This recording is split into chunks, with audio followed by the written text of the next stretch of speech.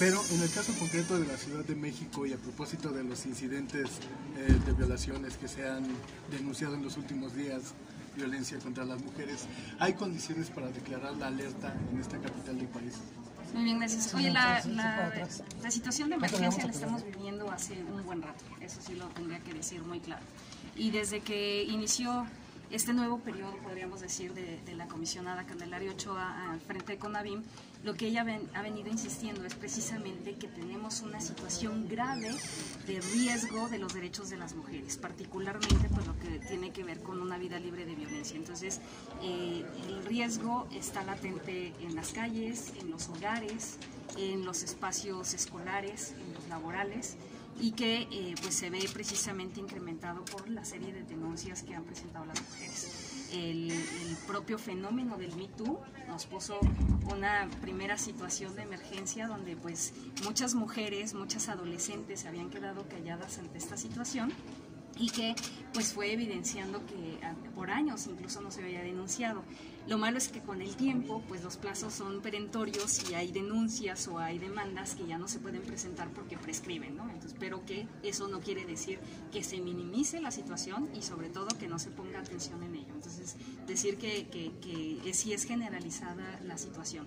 Lo sucedido el viernes también nos pone en una situación de alerta en donde vemos que finalmente las mujeres cuando ven en peligro su integridad, su seguridad y sus vidas particularmente, pues eso ha hecho que se conjuguen una serie de mujeres porque no solamente se manifestaron sobre esta situación de violencia exclusivamente en la Ciudad de México, se manifestaron en todo el país y entonces eso nos llama la atención tanto a las autoridades como a la sociedad misma en que nos tenemos que aliar para poner un freno a esta violencia. Entonces esa es la situación que vivimos, ¿no? Lo que estamos viendo es precisamente una exigencia entre un reconocimiento de derechos que hemos dicho. Existe la Ley General de Acceso a las Mujeres a una Vida Libre de Violencia y tenemos que ponerla en funcionamiento. Ahora, el tema de una alerta en la Ciudad de México, pues ya se hizo un proceso, ya se le dictaron medidas específicas a la Ciudad de México y ese gobierno de la Ciudad de México, incluidos sus poderes legislativo y judicial, tendrían que estar dando prioridad a este asunto, ¿no? O sea, tendrían que, creo que en todos los estados, incluso donde tenemos alerta en los otros 18 estados con 19 alertas, es que tendrían que poner el foco de que si la fórmula no les está funcionando por un camino, entonces tendrían que cambiar la fórmula, ¿no? Pero pues ahí hay medidas específicas que CONAVIM ha dictado, particularmente a la Ciudad de México, y que la Ciudad de México permanentemente sale a decir vamos a cumplir, entonces bueno, pues tendrá que funcionar, ¿no? Comentaba que hay en algunos estados, en alguno, no sé específicamente, no recuerdo cuál, decía que un avance del 50%. ¿Hay un promedio en general en estos 18 estados de un avance del cumplimiento para retirarles esta alerta de género a los estados? Sería muy difícil en este momento decir, a este estado le voy a retirar la alerta porque ya cumplió todas las medidas. El avance va en función del cumplimiento de las medidas, va sobre medidas de indicadores cuantitativos. Faltaría medir el impacto para que nos diera precisamente el indicador cualitativo. ¿Podría ser más fácil decir cuáles son los más rezagados? Los más rezagados, por supuesto, Estado de México, con 4 años de alerta y pocas medidas cumplidas, y entre otros varios que tienen ya bastante tiempo con la alerta, como son Chiapas, Nuevo León y demás, ¿no? En avance, digamos, vuelvo a decir, en indicadores de cumplimiento de las medidas, sin que se haya medido lo cualitativo, uno que ha ido muy avanzado es precisamente Puebla, que apenas se le declaró la alerta en abril y que lleva 50% de las medidas cumplidas, ¿no? Se metió acelerador. Pero digamos, todos los estados ya están haciendo estos esfuerzos. ¿Qué se ha estado haciendo desde CONAVIM en los últimos 4 meses que ingresó la comisionada? Que fue a visitar cada uno de los estados para presionar a los gobiernos de los estados a que cumpla con la alerta.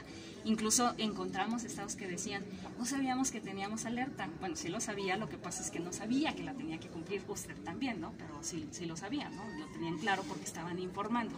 Entonces creo que también esta nueva metodología de estar dando seguimiento a partir de que no dejes de sesionar cada 3 meses para ver cómo van los avances, de irlos a visitar, de decirle a qué se compromete y demás, ha hecho que empiecen a funcionar estos mecanismos y que las medidas empiecen a implementarse. Maestra, a su juicio haría falta una reforma a la legislación en la materia para establecer pues algunas disposiciones coercitivas o vinculatorias que permiten darle más eficacia a las alertas de género. Fíjate que yo digo que, y es parte de la discusión que estamos llevando ahorita de dictaminación de la alerta de violencia de género en esta Cámara de Diputados, a invitación de la Comisión de Igualdad, en el sentido de sí están pidiendo que haya sanciones, pero yo creo que no deben de existir otras sanciones para cumplir la ley. O sea, yo siempre lo que le digo a los gobiernos de los estados, no es que a través de una alerta los estemos castigando, les estamos auxiliando a que cumplan con la ley porque la ley ahí existe, pero no han tenido como estas acciones específicas para cumplirla, ¿no? Y correspondería pues particularmente si existe alguna cuestión de omisión o de negligencia, pues tanto las quejas administrativas como las denuncias penales que ya existen, para que entonces quien no está cumpliendo con la ley pueda ser sancionado. O sea, sanciones ya hay. Lo que habría es que activarlas, pero eso no le corresponde a CONAVIM, le corresponde a las entidades y a los municipios. Solo para precisar, en el caso de Ciudad de México, ¿las medidas a las que usted se refería son previas a una alerta de género? Son derivadas de toda una investigación que se hizo de una solicitud de alerta de violencia de género. No se declaró en aquel momento la alerta. Yo siempre he dicho, pareciera que la Ciudad de México tiene un mecanismo peculiar, porque a pesar de que dio muestra de que estaba cumpliendo con las conclusiones que dio un grupo de trabajo, no todas estaban cumplidas al 100% y había que darle seguimiento de su cumplimiento también como de su impacto.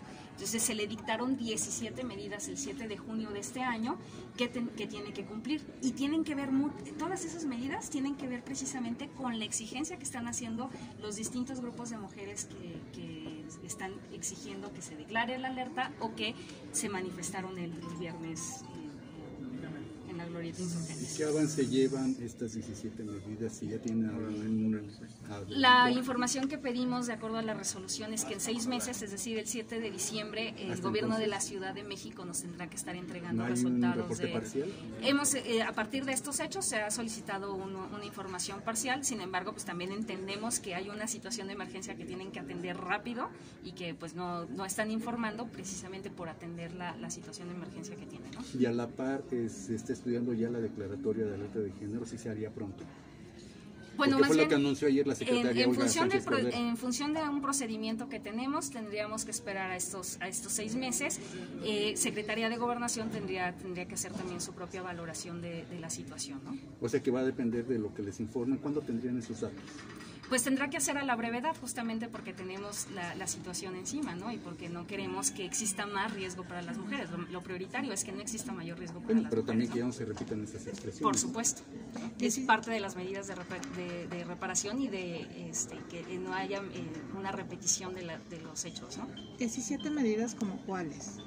17 medidas que tienen que ver con puntos de atención en cada demarcación territorial, por ejemplo, atención inmediata a las mujeres, la instalación de albergues, una medida específica de atención en el transporte público, y eso incluye no solamente Metro y Metrobús, sino también los concesionarios que están en los autobuses, que es en donde más riesgo sufren las mujeres, y por supuesto también los taxistas, ¿no? Tendrá que también hacerse algún trabajo con otro tipo de servicios de transportación para las personas, ¿no? Como son los privados. Déjame recordar, tiene que ver también con el Tribunal Superior de Justicia, que tiene que ampliar sus tribunales de juicio oral familiar, ¿no? Porque pues muchos de los temas de violencia familiar que tienen que ver además con custodias, con pensiones alimenticias, con patria potestad y demás, ha estado detenido, y entonces tienen que ampliar el número de juzgados familiares, que ahora son orales, entre otras que se me escapan en este momento, pero particularmente esas son como de urgencia, ¿no? Maestra, después de la marcha del viernes, una investigación de Milenio documenta que se cometieron 17 feminicidios del viernes para acá en diversos estados. ¿Qué lectura le da esta situación? parece que no se está escuchando ese clamor de las No, sí, mujeres. por supuesto, y para nosotras es una alarma en donde precisamente desde hace 2 años se viene diciendo que 9 mujeres son asesinadas todos los días en este país. Entonces nos sigue dando la cifra de que no hemos disminuido. Por eso te decía, en los gobiernos de los estados tenemos que cambiar las fórmulas. Si la fórmula de prevención no está funcionando, entonces tenemos que buscar otra fórmula que sí funcione. Gran parte de las acciones, sí podría decir, tienen que ver ya con la atención, ¿no? Ya cuando sucedió. Lo podría decir en el tema de las desapariciones y en el tema de los feminicidios, dicen sí, damos atención inmediata, pero cuando ya sucedió. Entonces lo que hace falta es generar programas específicos de la prevención. Y eso se hace de manera coordinada desde la federación, pero a quien le toca y quien conoce sus propias entidades y sus localidades y lo que está sucediendo son los estados y son los municipios. Por eso digo que tiene que haber una gran articulación para hacer este trabajo. Yo nada más para dejarlo bien claro, ¿qué tan lejos estaría la Ciudad de México de recibir una alerta de género? O sea, entiendo toda estos indicadores que usted nos dice que se deberían de cumplir, pero ¿qué tan lejos estaría a diferencia de Chihuahua, por ejemplo, o algunos otros estados? Yo te diría que en general ningún estado está lejos de que se declare una alerta. El trabajo que tienen que hacer es precisamente cumplir con la ley. A ver, nada más, yo en todo caso se le invierto la pregunta. 7 de diciembre es la fecha de evaluación que usted nos mencionó, pero antes de llegar a esa fecha, ¿podría realizarse la declaratoria? Las cámaras, por favor. A partir de la información que se reciba de la Ciudad de México de esta implementación de 17 medidas, tendría que hacerse una valoración y eso corresponde a Secretaría de Gobernación. Pero no habría entonces ese impedimento legal de tener que llegar a cumplir el plazo del 7 de diciembre. No existe impedimento legal. Gracias. Gracias, Nancy. No, al contrario, gracias a ustedes.